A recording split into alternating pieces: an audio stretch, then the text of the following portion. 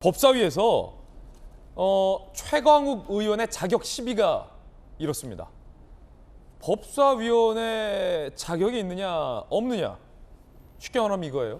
여당에서는 저분은 자격 없다, 야당에서는 자격 있다. 무슨 설전이었을까요? 들어보시죠.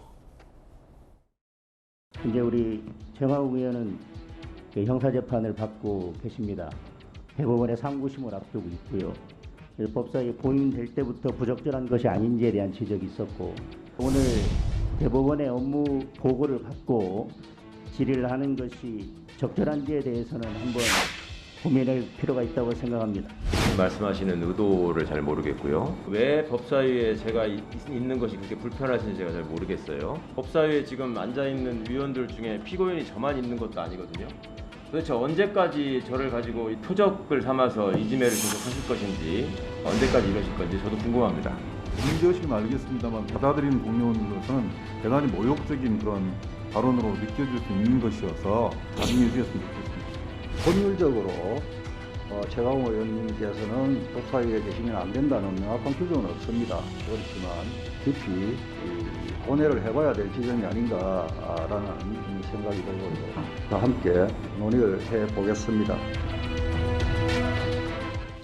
아시다시피 최광욱 의원은 다양한 혐의로 재판을 받고 있고, 그중에 2심에서도 의원직 상실형에 해당하는 실형을 선고받은 바 있습니다. 그런데 법사위원으로서 법원의 보고를 받는 것이 소위 말해서 이해 충돌이 아니냐라는 여당의 문제 제기는, 어제 오늘의 문제 제기는 사실 아닙니다. 어제도 결국 법사위에서 충돌을 했는데 그 내용 더 자세히 살펴보시죠. 2017년 변호사 당시 조국 전 장관 아들에게 허위 인턴서 확인서 발급 혐의, 1, 2심에서 허위로 판단돼서 의원직 상실형 선고받았고, 대법원의 상고에서 대법원 판단만 남아있는데 그 대법원의 보고를 최광욱 의원이 법사위에서 떡하니 받으면 이게 말이 되느냐라는 문제 제기인 겁니다.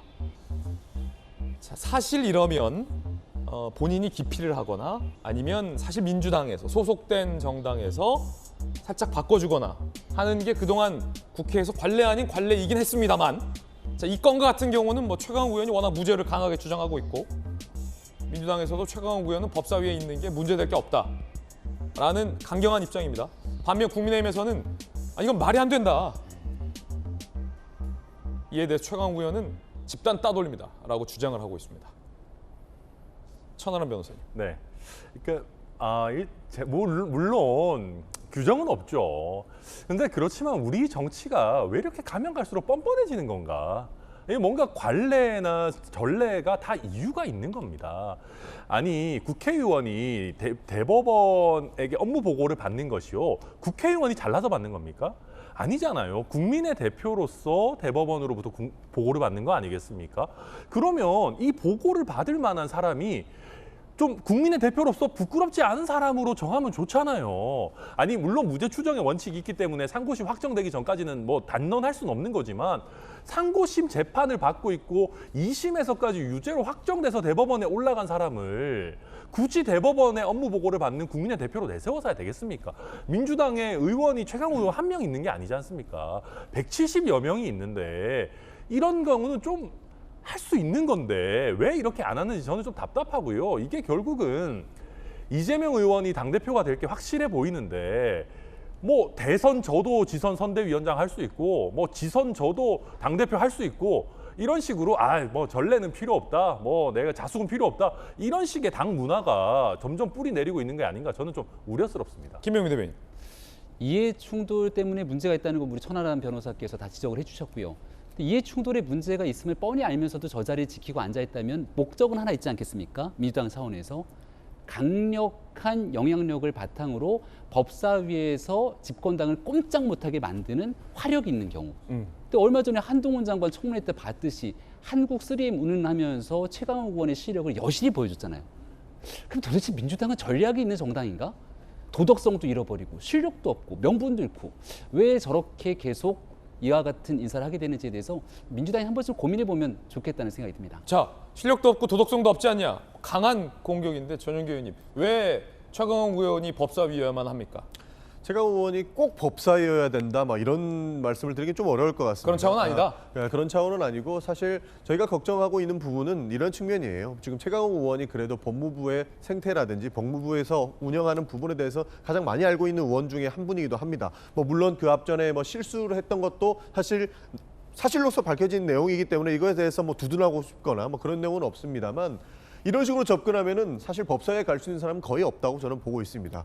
국회에서 의정 활동을 하다 보면, 그리고 때로는 선거 활동을 하다 보면은 엄청나게 고소고발이 난무하게 될 건데요. 저희가 원래 기소와 관련돼서도 법무부에 우려하는 지점은 뭐냐면 무리하게 기소권을 남발할 수 있는 경우가 있다라고 하는 것이거든요. 그러니까 여기서 상부심이 지금 앞서 있기 때문에 최강욱 의원은 법사위에서 자격이 없다라고 치면, 누군가 법무부의 생태계를 잘 알고 있고 법무부를 견제할 사람을 보내놨는데 이 사람이 무자비한 기소권 남발로 인해서 또다시 피의자가 됐을 경우에는 어떻게 할 겁니까? 이 사람도 법사위에서 빼야 된다는 거죠.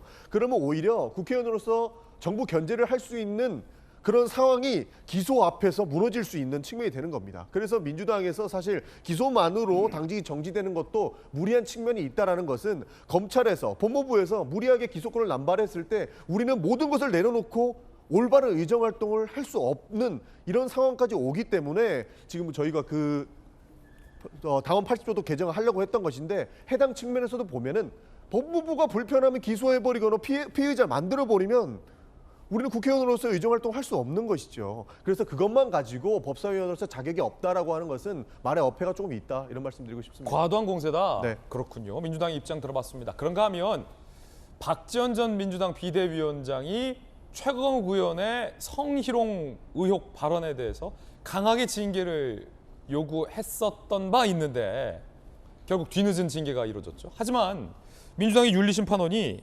재심에서 결론을 유보했습니다. 추가로 소명할 기회를 주겠다라고까지 밝혔습니다. 이미 여성 당직자와 보좌관들은 최강욱 의원의 발언에 대해서 피해 사실을 상세하게 다 민주윤리심판원에 제출한 바 있습니다. 들어보시죠. 최강욱 의원에 대한 윤리심판원 결정은 기일 연기 계속 심사로 결론을 냈습니다. 그 이유는 최강욱 의원이 추가 소명 자료를 제출할 시간을 달라, 이런 요청이 있었습니다. 본래 이제 60일 이내에 의결해야 된다 이렇게 나와 있는데, 단서 조항으로 상당한 이유가 있을 때는 기일을 다시 잡을 수 있도록 돼 있어서. 자, 뭐 충분히 소명 자료를 줄 시간을 주는 것은 상식적인데, 이 건을 생각해 보면 최강욱 의원은 이 옛날 우리의 추억의 놀이, 짤짤이를 얘기했다. 홀짝 이거다 라고 했는데, 그 발언을 들은 다른 뭐 남녀 당직자나 보좌관, 동료는 이 짤짤이가 아니다 라고 이미 얘기한 상황이에요. 사안이 굉장히 좀 심플해 보이는 사안 같은데, 최강욱 의원 입장에서는 내 발언이 짤짤이었다라는 추가 자료를 소명할 게 뭐가 있을까요? 그러니까 언어학자들하고 의학자들하고 같이 언어학자. 나의 구강 구조가 이래서 예. 나는 말씀하시면 안 돼요. 예. 뭐 그렇게 들린다. 예. 이런 것을 이제 과학적으로 입증할 수 있는 그런 부분인데, 충분히 소명 기회를 이 정도 시간이면 뭐 법의학자라든지 예. 언어학자를 통해서도 소명할 수 있는 충분한 시간이 있지 않았느냐. 그러니까 지금 왜냐면 처음 윤리위 징계도 늦었고 네. 거기에 또 재심까지 됐는데 상당히 좀 시간이 걸리는군요. 그래서 불가피하게 이런 식으로 또 소명 기회를 또 준다는 것은 당에서 계속 시간을 끌다가 본질을 조금 회피해 가려고 하는 저희가 있는 거 아닌가, 또 다시 의심을 갖게 하는데, 굳이 그 질문 때문에 있어요. 사실은 제가 이런 질문을 드린 건데, 뭐 최강욱 의원을 비하하거나 그런 의도가 아니라 민주당에서 최강욱 의원의 징계를 유보하거나 징계하지 않으려 하는 건 아니냐라는 민주당 내의 지적이 있어요. 네.